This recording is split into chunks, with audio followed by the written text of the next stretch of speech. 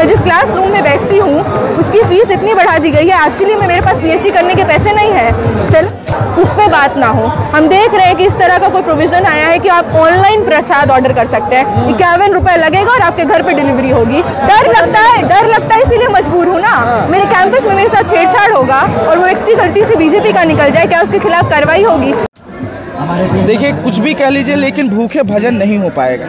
देश में अगर रोजगार रहेगा, शिक्षा में इतनी कटौतियाँ होंगी, फी हाइक होगा, यूनिवर्सिटी में लोग पढ़ नहीं पाएंगे, बेहतर शिक्षा नहीं करेंगे। शिक्षा, महिला सुरक्षा, तमाम मुद्दे जो देश के मुद्दे हैं कि जो अयोध्या मंदिर में उद्घाटन किया जा रहा है वो गलत है ना। मंदिर पूरा नहीं है, हम नहीं जाएंगे, उन्हें झुके नहीं। उन तमाम टीचर्स को निकाल दिया जा रहा है और बीजेपी RSS एफिलिएटेड लोगों को रिक्रूट किया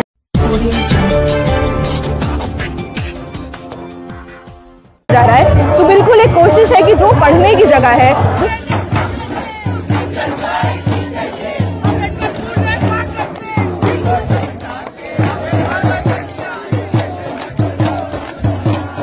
इतनी आसानी से जाने वाली नहीं है। हम देख रहे हैं IPC से लेके इलेक्शन कमीशन से लेके तमाम चीज़ों में है ना अमेंडमेंट्स लाए जा रहे हैं।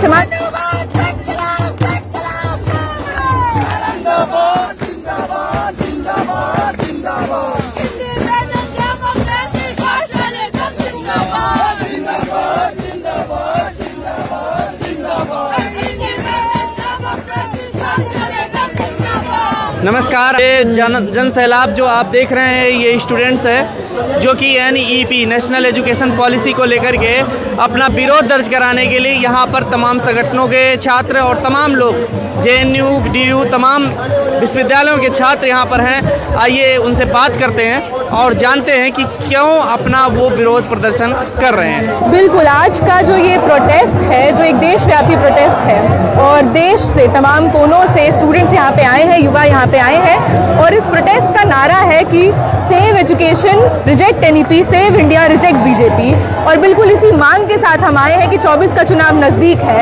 इस बार हम तमाम लोगों से, तमाम लोग जो इस प्रोटेस्ट में आए हैं वो इस बात को समझते हुए आए हैं कि 24 के चुनाव में हम तमाम युवा, हम देश के जो छात्र हैं, हम सांप्रदायिक नफरत, हम जातिवाद, हम महिलाओं की असुरक्षा, इन तमाम मुद्दों पे वोट नहीं करेंगे। हम जुमलों पे वोट नहीं करेंगे। हम वोट करेंगे कि कितने रोजगार बढ़े, हम वोट करेंगे कि शिक्षा में कितनी बेहतरी हुई, हम वोट करेंगे कि महिलाएं सड़क पे खुद को महफूज मानती हैं कि नहीं। इन मुद्दों पे और जनता तो वोट धर्म पर दे रही है ना। बिल्कुल दे रही है और ये कोशिश भी है। 22 जनवरी को हम देख रहे हैं जब देश भर में जो तमाम आचार्य वगैरह हैं, मंदिरों के पुरोहित हैं, वो कह रहे हैं कि जो अयोध्या मंदिर में उद्घाटन किया जा रहा है वो गलत है ना। मंदिर पूरा नहीं है, हम नहीं जाएंगे। कांग्रेस ने मना कर दिया है पर बीजेपी इसको चुनावी रणनीति बनाते हुए मंदिर का उद्घाटन कर रही है और फिर से एक कोशिश है कि सांप्रदायिक नफरत उठाते हुए, सांप्रदायिक नफरत फैलाते हुए धर्म की नींव पर 24 का चुनाव हो। क्या देश का भला मंदिरों से ही होगा? बिल्कुल नहीं सर। हम देख रहे हैं, हम जिस यूनिवर्सिटी में पढ़ते हैं आए दिन इसकी फीस बढ़ रही है। हम BA MA करके बैठे हैं, रोजगार नहीं है। हम लगातार देखते हैं कि जितने तमाम सरकारी नौकरियां उसमें वैकेंसी पे वैकेंसी खाली है, जॉब कैलेंडर नहीं निकलता है, वैकेंसी नहीं भरती है। हम देख रहे हैं टमाटर, प्याज, आलू आए साल महंगा होता जा रहा है। तो जो मुद्दे हैं हमारे उस पर तो ये सरकार बात ही नहीं कर रही है। ये वही सरकार है जो हम देखते हैं IIT BHU में जो गैंगरेप हुआ, वहाँ पे तीनों जो कार्यकर्ता है बीजेपी के IT सेल के कार्यकर्ता है, जो तीनों अपराधी हैं। उदयपुर में रेप होता पता चलता है ABVP के कार्यकर्ता है। तमाम कॉलेजेस में, यूनिवर्सिटी में, सड़कों पे हमारे साथ यौन हिंसा होती है, हमारे साथ छेड़छाड़ होती है और खुले तौर से बीजेपी ने देश भर में ये मॉडल स्थापित किया है कि बृजभूषण को, सेंगर को हम छूट दे देंगे। तो ये जो मॉडल है इम्प्यूनिटी का, ये जो मॉडल है कि रेप करो, बलात्कार करो, छेड़छाड़ करो और तुम्हें विधायक का, तुम्हें किसी न किसी तरह का टिकट दे दिया जाएगा, शाबाशी मिलेगी, इस मॉडल से बहुत डरते हैं हम लोग। एजुकेशन पर क्यों नहीं ध्यान दे रही सरकार, या फिर क्या वजह है? बिल्कुल एक पीछे बहुत बड़ी सोची समझी साजिश है।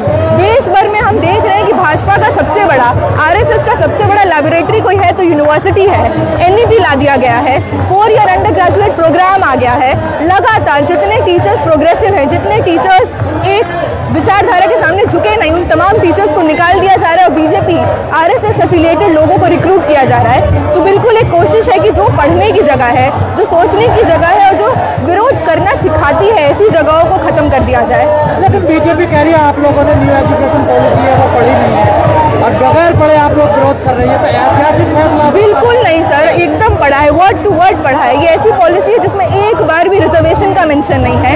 ये ऐसी पॉलिसी है जो देखती नहीं है कि मतलब आप किस समाज में किस तरह से वंचित लोग हैं उसको ये पॉलिसी लीगलाइज करती है, उनके ड्रॉप आउट को लीगलाइज करती है। ये पॉलिसी कहती है कि अच्छा 4 साल का BA 3 साल का BA नहीं कर पाओगे तो 1 साल में सर्टिफिकेट लो, डिप्लोमा लो और निकल जाओ। ये सर्टिफिकेट और डिप्लोमा किसके लिए है? महिलाओं के लिए है, आदिवासियों के लिए और दलितों के लिए है। तो इस पॉलिसी के माध्यम से सरकार कह दे रही है कि दिल्ली विश्वविद्यालय, JNU, तमाम ऐसे उच्च शिक्षा के संस्थान जो देश के प्रीमियम इंस्टीट्यूशंस हैं, वहाँ पर उन लोगों की औकात नहीं है पढ़ने की।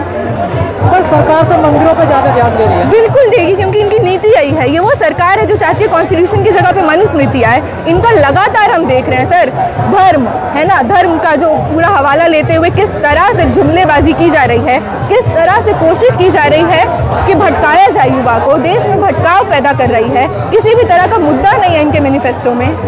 आजकल पाखंडी बाबा, कथावाचक बड़े एक्टिव हो गए देश में। बिल्कुल, वो सारी नीतियों को बता रहे कि देश ऐसा चलना चाहिए। बिल्कुल, और उनकी ही जगह है, भाजपा सरकार के अंदर उनकी ही जगह है। तमाम तरह के पंडित, तमाम तरह के बाबाओं की जगह है। आप देखिए किस तरह से साइंटिफिक टेम्पर, किस तरह से रिसर्च में इन्वेस्टमेंट, एजुकेशन में इन्वेस्टमेंट, बजट में एजुकेशन को कितना पैसा दिया जाता है। हम लगातार देख रहे हैं फीस वृद्धि, जॉब कटौती, है ना, लगातार सारे बजट्स में से शिक्षा में सबसे कम खर्चा हो रहा है। हम देखते हैं बेटी बचाओ बेटी पढ़ाओ फंड्स जो आते हैं, उस फंड का 95% ये अपने एडवर्टीजमेंट में लगाती है। ये वो सरकार है। तो फिर रास्ता क्या है? क्योंकि जनता तो वोट दे रही है, देखिए बिल्कुल दे रही है, पर आज ही आप देखिए देश भर से युवा यहाँ पे गोलबंद हुए हैं। यही रास्ता है, देश का तमाम अल्पसंख्यक समुदाय, महिलाएं, दलित, आदिवासी, मुस्लिम, उनको गोलबंद होना होगा और इस चुनाव को एक आंदोलन की तरह लड़ना होगा। पर हमने बड़े बड़े आंदोलन देखे हैं, फिर भी बीजेपी जीत जाती है। बिल्कुल सर, हो ही सकता है, और मुझे लगता है ये एक दूसरी आज़ादी की लड़ाई है हम तमाम देश के लोगों के लिए। एक आज़ादी वो भी थी जिसमें हमने 100 वर्ष गुलामी की और फिर हमें आज़ादी मिली। हो ही सकता है समय लगे, पर ज़रूरत इसी चीज़ की है, क्योंकि ये सरकार इतनी आसानी से जाने वाली नहीं है। हम देख रहे हैं IPC से लेके इलेक्शन कमीशन से लेके तमाम चीज़ों में, है ना, अमेंडमेंट्स लाए जा रहे हैं, तमाम चीज़ों को पलटा जा रहा है। सरकार का ये नया भारत है, ये नया दौर है। देखिए नया दौर है और नए दौर की ज़रूरत है कि एक बड़ा जन आंदोलन खड़ा हो ताकि इस फांसीवादी सरकार को हटाया जाए। आंदोलनकारी तो डरे हुए हैं आजकल। बिल्कुल डरे हुए हैं, पर उसके बावजूद वही स्टूडेंट्स जो जेलों में बंद हैं, उन्हीं स्टूडेंट्स की लेगेसी को कंटिन्यू करते हुए उमर खालिद, शर्जील इमाम, तमाम ऐसे लोगों को याद करते हुए आज हम यहाँ पे आए हैं। तो आपको डर नहीं लगता है सरकार से? सर, हम क्लासरूम में सवाल भी कर रहे हैं। आपका युवा है भी, आपका बिल्कुल है, फ्यूचर है। डर लगता है इसीलिए मजबूर हूँ ना। मेरे कैंपस में मेरे साथ छेड़छाड़ होगा और वो व्यक्ति गलती से बीजेपी का निकल जाए, क्या उसके खिलाफ कार्रवाई होगी? मैं जिस क्लासरूम में बैठती हूँ उसकी फीस इतनी बढ़ा दी गई है, एक्चुअली में मेरे पास PhD करने के पैसे नहीं है, फेलोशिप खत्म कर दी गई है। मैं तो खुद के लिए भी लड़ रही हूँ कि आगे पढ़ पाऊँ। आप लगातार कह रहे हैं कि दलितों के बच्चे, पिछड़ों के बच्चे जो दूर दराज से आते हैं, सरकार ने ऐसा सिस्टम कर दिया वो पढ़ नहीं पाए। बिल्कुल, मैं खुद बिहार से आती हूँ, है ना। बिहार में आप हालत देखिए, कोई शिक्षा का संस्थान नहीं है, हेल्थ केयर नहीं है, वहाँ से लोग माइग्रेट करके यहाँ पे आते हैं। हम DU में एडमिशन लिए ये सोच के कि अच्छी, है ना, और सस्ती शिक्षा मिलेगी, पर लगातार शिक्षा को, क्वालिटी को घटाया जा रहा है। और फीस हमारे खुद के कोर्सेज में, है ना, 50%, 100% फी हाइक हुआ है। इलाहाबाद यूनिवर्सिटी में 400% फी हाइक हुआ है। ये बात कोई नहीं कर रहा है, मेन स्ट्रीम मीडिया नहीं दिखा रही है। पर स्टूडेंट्स, इस बार हमने देखा कि 25% SC, ST, OBC स्टूडेंट्स ने ड्रॉप आउट किया। तो देश का भविष्य क्या इन चीज़ों से बनेगा? एजुकेशन से, शिक्षा से, अच्छी यूनिवर्सिटी हो, या बड़े बड़े मंदिर बनाए जाएंगे, बड़े बड़े उद्घाटन किए जाएंगे? बिल्कुल, इनको यही लग रहा है कि बड़े बड़े मंदिरों से एक वर्ग को, एक जाति को, एक जेंडर को खुश कर लिया जाएगा, क्योंकि इनके सपने का जो भारत है वो भारत अपर कास्ट हिंदू आदमियों के लिए है ना। पर बाकी जो तमाम लोग हैं उनको ये समझना होगा कि जब वो भारत बन जाएगा हम तमाम लोगों की इसमें कोई जगह नहीं होगी। मीडिया का क्या कहना है आपको? मीडिया एक सबसे बड़ा टूल है आज के देश में, भाजपा के लिए काम कर रहा है। किस तरह से हम देखते हैं गांव देहात में हमारे दादा चाचा जो कुछ नहीं पढ़े हैं, किसान हैं, उन लोगों तक ये बात जा चुकी है कि JNU DU देश विरोधी है। तो मीडिया का जो काम है, जो 4th पिलर ऑफ डेमोक्रेसी होता था, अब वो भाजपा के टूल की तरह काम कर रहा है। हेट प्रोपेगेंडा कह लीजिए, मिस इन्फॉर्मेशन कह लीजिए, तमाम तरह का सांप्रदायिक नफरत फैलाने का काम कह लीजिए, ये बखूबी निभा रहा है ये मीडिया। क्या इसका कोई तोड़ है आप लोगों के पास? यही सर, तोड़ तो कैसे होगा, हमारे पास इतने कम रिसोर्सेज हैं। मीडिया अपना काम कर रहा है, देखिए मीडिया कर रहा है, पर इसी दौर की देन है कि ऑल्टरनेट मीडिया, पैरेलल मीडिया खड़ा हुआ है। यूट्यूब पे आप देखिए तमाम इस तरह के चैनल्स, तमाम आप जैसे लोग, है ना, जो हम जैसे लोगों का, हम लोगों का सवाल कवर करते हैं। आज के दौर की यही देन भी है है कि जब इतना बड़ा प्रभाव उस मीडिया का हमारा नहीं है ना, हम 1 लाख 2 लाख 2 मिलियन बिल्कुल, पर यही छोटी छोटी कोशिशों से कुछ होगा। हम देख रहे हैं पहलवान इतने टाइम तक इसी जंतर मंतर पे बैठे रहे, कुछ नहीं हुआ, पर किसान डटे रहे और 3 काले कानून वापस लिए गए। तो इस दौर में मीडिया कह रहा है कि राम मंदिर जाइए, हॉस्पिटल जाने की जरूरत नहीं पड़ेगी, तो बताइए। बिल्कुल, ये बेहुदा इसका तोड़ यही है कि हम बात करें, हम अवेयर करें, हम गोलबंद करें तमाम लोगों को, और कोई तोड़ नहीं है। क्योंकि जितना पैसा, जितना कॉरपोरेट समर्थन बीजेपी को है, हम देख रहे हैं हादसे में क्या हो रहा है। तो ईवीएम को लेकर भी सवाल खड़े हो रहे हैं। बिल्कुल हो रहे हैं और जायज़ सवाल है, पर इस देश में अब एक्चुअली में कुछ भी मुमकिन है। हम देखते हैं कि बिल्किस बानो है ना, जिनके साथ बलात्कार होता है, उनके परिवार के लोगों को मार दिया जाता है, मिले हुए इंसाफ को अगर कोई वापस कर सकता है तो भाजपा सरकार है ना। ठीक बात है, सुप्रीम कोर्ट का ऑर्डर आया है कि रिमिशन वापस लिया जाए, पर उसमें भी हमें पता है कि क्या ही होगा, कुछ नहीं होगा। कहा जा रहा है दलित मुसलमानों को ज्यादा निशाना बनाया जा रहा है। बिल्कुल, आज भारत की जेलों में सबसे ज्यादा जो बंद है वो दलित और मुसलमान हैं। आपको लगता है?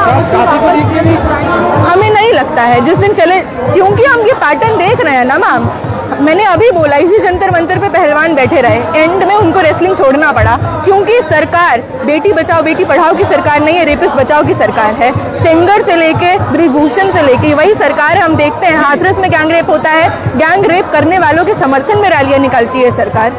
यूपी में प्रधानों को आदेश दिया गया है कि पूजा पाठ का जो है हर मंदिर पे प्रोग्राम करें 10 दिन 15 दिन लगातार, जब तक जो है प्राण प्रतिष्ठा नहीं हो जाती। इसको लेकर के आप क्या कहेंगे? सर, हम पढ़ते हैं, जब संविधान को पढ़ते हैं तो हमें स्कूल में भी पढ़ाया जाता है कि जो स्टेट है, जो सरकार है, वो उसको न्यूट्रल रहना चाहिए, किसी भी एक धर्म को फेवर नहीं करना चाहिए, है ना।